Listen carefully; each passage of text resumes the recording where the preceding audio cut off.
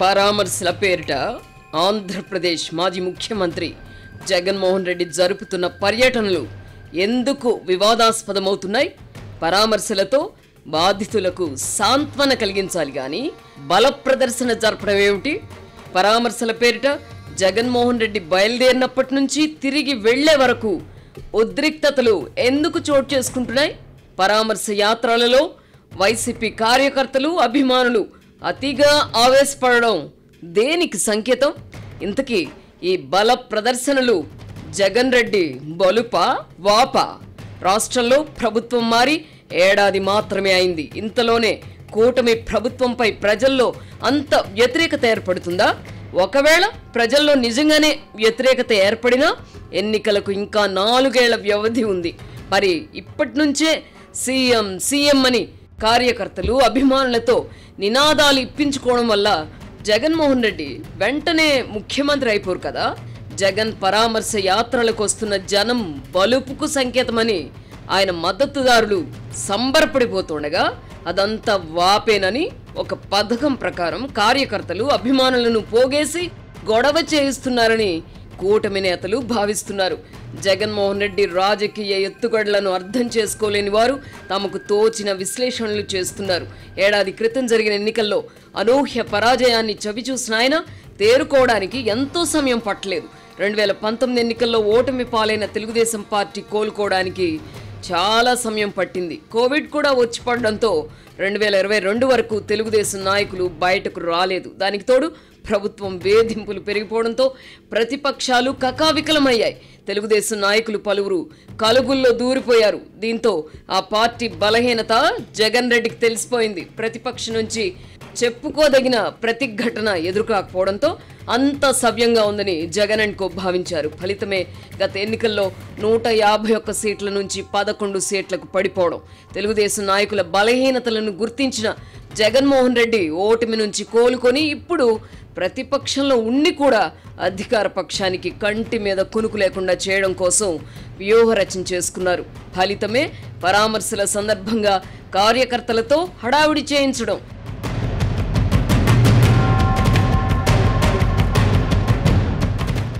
నాలుగేళ్ల తర్వాత జరిగే ఎన్నికల కోసం ఇప్పటి నుంచే హడావుడి ఎందుకు అన్న అనుమానం కలగడం సహజం.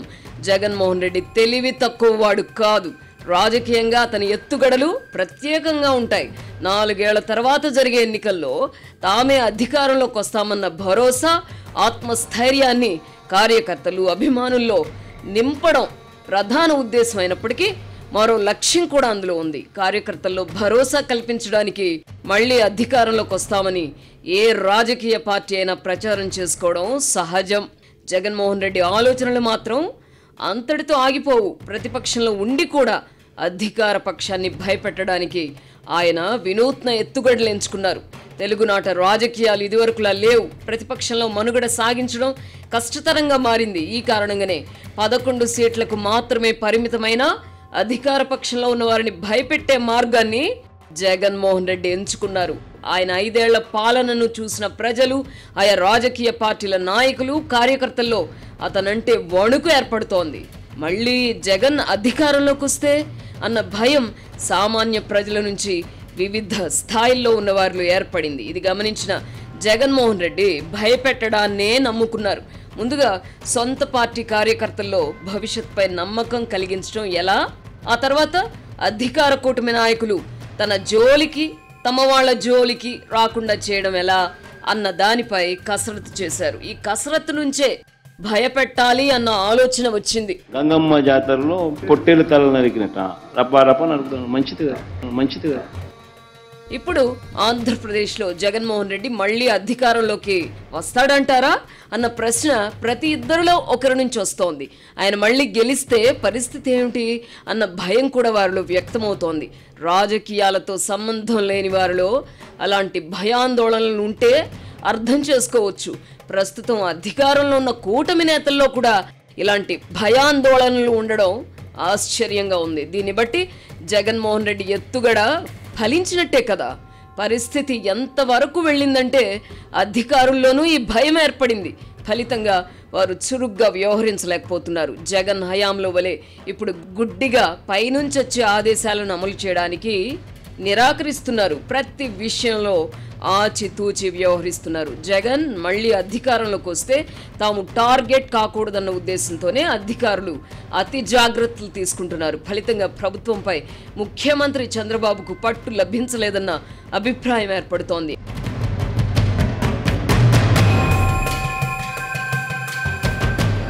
అధికారుల్లో ఎవరిని నమ్మాలో తెలియని పరిస్థితి. ఏ ఉద్దేశంతో తమది మంచి ప్రభుత్వం అని చంద్రబాబు, పవన్ కళ్యాణ్ ప్రకటించుకున్నారు గాని అధికార యంత్రాంగం సహాయ నిరాకరణ వల్ల మంచి ప్రభుత్వం నినాదం కాస్త మెతక ప్రభుత్వం అన్న అభిప్రాయంగా మారిపోయింది. రాష్ట్రంలో కూటమి ప్రభుత్వం అధికారంలో ఉందా లేక జగన్మోహన్ రెడ్డి అధికారంలో ఉన్నారా అని తెలుగుదేశం కార్యకర్తలు ప్రశ్నించే వరకు పరిస్థితి వెళ్ళింది. అంటే జగన్మోహన్ రెడ్డి ఎత్తుగడ సక్సెస్ అయినట్టే కదా.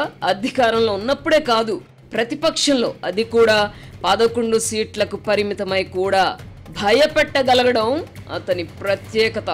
ఆంధ్రప్రదేశ్ రాజకీయాలలో ఈ పరిస్థితి ఏర్పడడం వింతగా ఉంది. అధికారంలో ఉండి కూడా భయం నీడలో బతకడం ఆశ్చర్యంగా ఉంది. ఈ భయం కారణంగా చంద్రబాబు, లోకేష్, పవన్ కళ్యాణ్ వంటి వారిని మినహాయించి మిగతా నాయకులు ప్రస్తుతానికి అధికారం అనుభవిద్దాం, 2029 తర్వాత ఏం జరిగినా మనం సేఫ్గా ఉందాం అన్న ధోరణిని అలవర్చుకుంటున్నారు. భయపెట్టే ప్లాన్ సత్ఫలితాలు ఇస్తుండడంతో జగన్ అండ్ కో మరింతగా రెచ్చిపోతున్నారు. ఈ క్రమంలోనే రప్ప రప్ప నరుకుతామన్న నినాదాన్ని అందుకున్నారు. వైసీపీ నాయకుల నుంచి కార్యకర్తల వరకు ఇప్పుడు ఈ పదాలే ఫ్యాషన్ అయ్యాయి. మామిడి రైతులకు గిట్టుబాటు ధర లభించడం లేదంటూ చిత్తూరు జిల్లా బంగారుపాళ్యంలో జగన్మోహన్ రెడ్డి చేపట్టిన తాజా పరామర్శ యాత్రలో కొంతమంది కార్యకర్తలు పోలీసు అధికారుల చేతులు నరుకుతామని హెచ్చరికలు చేశారు. పనిలో పనిగా ఆంధ్రజ్యోతి ఫోటోగ్రాఫర్ పై దాడి చేశారు. అధికారంలో ఉన్నప్పుడు మాత్రమే కాదు, ప్రతిపక్షంలో ఉన్నప్పుడు కూడా దాడులు చేయగలమని రుజువు చేసుకుంటున్నారు. పోలీసుల చేతులు నరుకుతామని రంకెలు వేసిన వారు స్వేచ్ఛగా తిరగడం దేనికి సంకేతం? మొగుడిని కొట్టి మొగసాలలోకి ఎక్కినట్టుగా ప్రతిపక్షంలో ఉండి కూడా ఇటు అధికారులను, అధికార పార్టీ నాయకులను భయపెట్టడంతో పాటు మరోవైపు మీడియాపై దాడులకు తెగబడుతున్న జగన్ అండ్ కో కూటమి ప్రభుత్వం రెడ్ బుక్ రాజ్యాంగాన్ని అమలు చేస్తోందని నిందిస్తున్నారు. కూటమి నాయకులు ఉత్తుత్తి ప్రకటనలు చేస్తుండగా ప్రతిపక్ష వైసీపీ నాయకులు, కార్యకర్తలు చేసి చూపిస్తున్నారు. పిరికితనం అనేది తెలుగుదేశం పార్టీ నాయకుల డిఎన్ఏలోనే ఉంది. ఎన్టీఆర్ హయాం నుంచి ఇదే పరిస్థితి.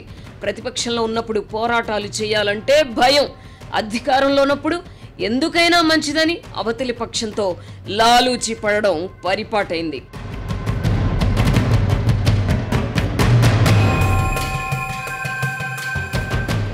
క్రిమినల్ సైకాలజీలో ఆరితేరిన వారు ముందుగా ప్రత్యర్థుల బలహీనతలను అధ్యయనం చేస్తారు. ఆ తర్వాత ఎవరిని ఎలా లొంగదీసుకోవాలో స్కెచ్ వేసి అమలు చేస్తారు. ఈ క్రమంలోనే Jagan and co Telugu Desam party శాసన సభ్యులు, మంత్రులతో గూడు కట్టుకుని ఉన్న భయాన్ని ఆసరాగా చేసుకుని విజృంభిస్తున్నారు. జన సైనికులు కూడా సోషల్ మీడియాలో ఉన్నంత చురుగ్గా క్షేత్రస్థాయిలో ఉండడం లేదు.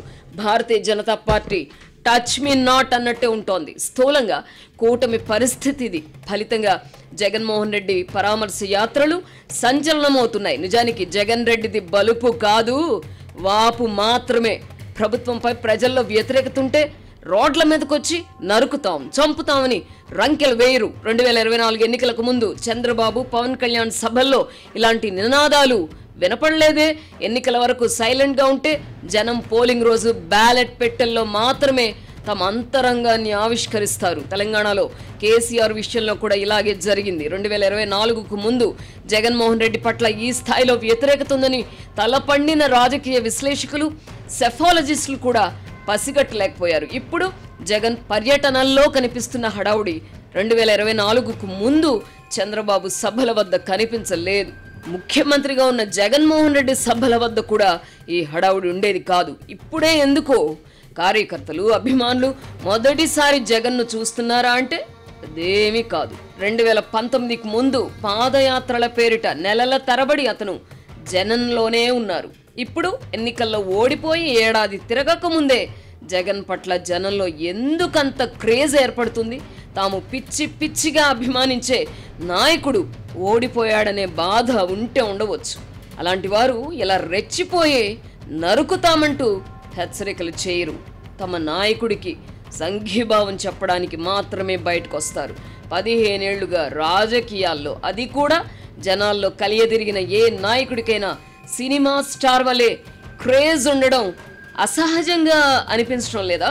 పై స్థాయి నుంచి కింది స్థాయి వరకు అందరూ కూడబలుక్కున్నట్టుగా అధికారంలోకి వచ్చాక నరుకుతాం, చంపుతాం, సినిమా చూపిస్తాం అని హెచ్చరికలు చేయడం వెనుక ఖచ్చితంగా పకడ్బందీ వ్యూహమే ఉంది.